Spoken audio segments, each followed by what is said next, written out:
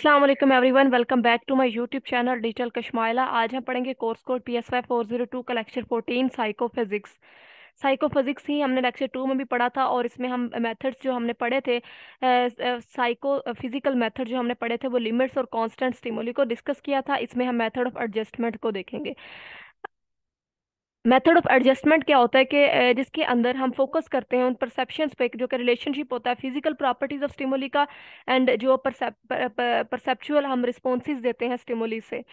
मतलब जो observer adjust करता है स्टिमुली स्टिमुलस इंटेंसिटी को कंटिन्यूअसली, और जो ऑब्जर्वर है वो डिटेक्ट करता है स्टिमुलस को। Observer might be told turn a knob to decrease the intensity of sound until the sound can no longer be heard. And मतलब ऑब्जर्वर खुद उसको कम या ज्यादा कर रहा होता है। और जब भी हम किसी साउंड को कम या ज्यादा करते हैं, जैसा कि आप इस पिक्चर में भी देख रहे हैं, हमें पता है कि हम किसी न किसी बटन का इस्तेमाल करते हैं। उसमें अब क्या होता है कि हमें कभी हमें ज्यादा इंटेंसिटी चाहिए होती है, ज्यादा लाउड लाउड चाहिए होता है म्यूजिक, कभी हमें कम चाहिए होता है। तो सब्जेक्ट एडजस्ट करता है स्टिमुलस इंटेंसिटी को। यूजुअली ये असेंडिंग एंड डिसेंडिंग सीरियल्स में मेथड ऑफ लिमिट्स की तरह डन होता है। आगे इसकी कुछ एग्जांपल्स बताई हुई हैं। अगर हम एग्जांपल्स भी पढ़ेंगे तो लेक्चर काफी लेंथी हो जाएगा। जब आप लोगों को कॉन्सेप्ट समझ आ जाता है, आप लेक्चर एग्जांपल को जाके रीड किया करें, आप लोगों को एग्जांपल की समझ आ जाएगी। डिफरेंस थ्रेशोल्ड में मिनिमम जो डिफरेंस होता है या चेंज होती है इंटेंसिटी में, वो डिटेक्ट करता है डिफरेंस को। कंपेरिजन स्टिमुलस और स्टैंडर्ड स्टिमुलस।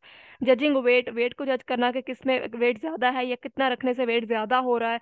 और इसके जो फार्मूला यूज होता है मैग्नीट्यूड ऑफ द स्टिमुलस को इंक्रीज करने के लिए, वेबर्स लॉ का, DL.KL/S=DL। ये इंपॉर्टेंट है, मैं इसे हाईलाइट कर देती हूँ। इसमें K कांस्टेंट है, वेबर फ्रैक्शन, और S जो है वो वैल्यू ऑफ स्टैंडर्ड स्टिमुलस की है। Size of the Weber fraction का वेरीज करता है मोडेलिटीज के साथ, और ये tends to be constant with in the specific test task modality. अब इसमें डिफरेंस क्या है कि जस्ट नोटिसेबल डिफरेंस होगा इसमें। जैसे मिनिमम अमाउंट होगी स्टिमुलस इंटेंसिटी की जो चेंज होगी। और पॉइंट ऑफ सब्जेक्टिव इक्वलिटी में क्या होगा कि जो भी पार्टिसिपेंट है वो जज करेगा कंपैरिजन को स्टिमुलस के, कि वो इक्वल स्टैंडर्ड स्टिमुलस के। Single detection theory and application. According to this theory of signal detection, जिसमें आप सिग्नल को डिटेक्ट करते हैं किसी भी स्टिमुलस को, यस और नो में आप आंसर करते हैं। जैसा कि जैसे आपको क्वेश्चन किया जाता है या कि सिग्नल और स्टिमुलस क्रिएट होते हैं, evidence that depends on the intensity of the signal and the equity of the observer. Signal detection theory assume करती है कि noise disturbance that can be confused with signals is always present when a human attempts to detect signal.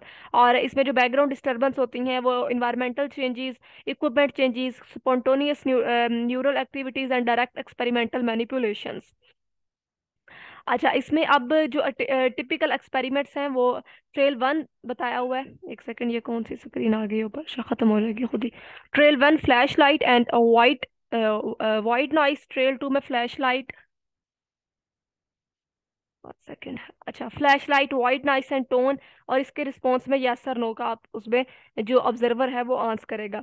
Evidence can't be directly observed and distribution for stimulus trials and for noise trials and hypothetical. Over many trials, a hypothetical distribution with a small mean will be established. ये क्यों आ गई है? I have no idea कि ये क्यों आ रहा है सामने। अच्छा, ठीक हो गया। रिपीटेड ट्रायल जनरेट करते हैं टू डिस्ट्रीब्यूशंस को, एक नॉइस के लिए होगी, दूसरी जो होगी वो सिग्नल प्लस नॉइस के लिए होगी। और इनको इन्होंने ग्राफ में करके दिखाया भी हुआ है। एक में वीक दी जा रही है जो नाइस डिस्ट्रीब्यूशन है, दूसरे में स्ट्रॉन्ग है। और फिर यस रिस्पॉन्स है, नो रिस्पॉन्स की तरफ आंसर जाएगा। करेक्टली जब हम डिटेक्ट करते हैं किसी भी सिग्नल को, उसको हिट कहा जाता है। और जबकि इनकरेक्टली जब हम रिस्पॉन्ड करते हैं उसको फॉल्स अलार्म कहा जाता है। इधर बात हो रही है कि रिसीवर ऑपरेटिंग करेक्टरिस्टिक्स की। मैं कोशिश करी हूँ जो चीज़ें इंपॉर्टेंट है वही बताऊँ, क्योंकि इसमें इस लेक्चर में थ्योरी बहुत ज़्यादा है और इंपॉर्टेंट चीज़ें जो है वो कम है। जो इंपॉर्टेंट है वो मैंने हाईलाइट की हुई है। मतलब अगर क्वेश्चन कह जाता है कि if we double the intensity of tone does it sound twice as और लाउड। अगर डबल इंटेंस टोन जो है उसकी इंटेंसिटी को डबल बढ़ाया जाता है तो क्या जो उसकी साउंड है वो भी आपको डबल मतलब ज्यादा सुनाई देगी या लाइट जो है वो ट्वाइस एज ब्राइट आपको दिखाई देगी।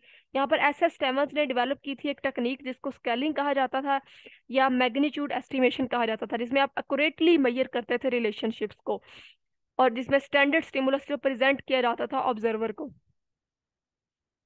रिलेशनशिप जो होता है मैग्नीट्यूड का एंड स्टिमुलस के दरमियान, उसको परसीव किया जाता है, जैसे कि यहाँ पर इलेक्ट्रिकल शॉक्स की बात हो रही है, उसमें उसकी लाइन लेंथ और ब्राइटनेस को देखा जा रहा है।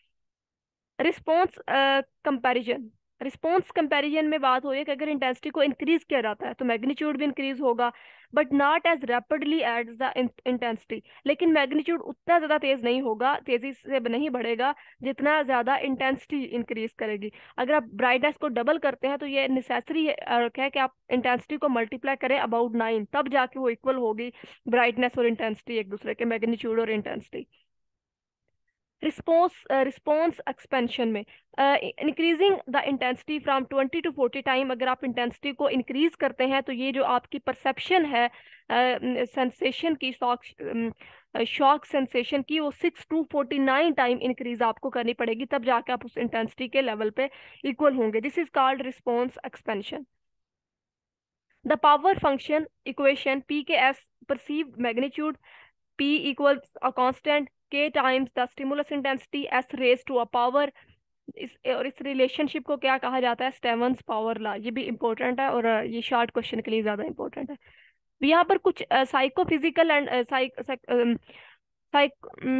साइकोफिजिकल एंड फिजियोलॉजिकल, यार साइकोफिजिकल एंड फिजियोलॉजिकल अप्रोचेस बताई हुई हैं।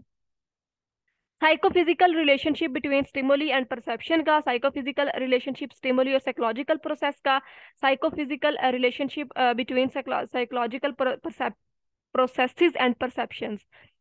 साइकोलॉजिकल कब होगा? जब मतलब एक तो परसेप्शन होती है ना, मतलब जब आपको कुछ टच होता है, ठीक है, या कुछ गर्म टच हुआ था, फौरन रिस्पॉन्स करते हैं, एक पेन फील करते हैं साइकोलॉजिकली, या फिर जो आपका माइंड परसीव करता है कि आपको पेन हुई है, ठीक है।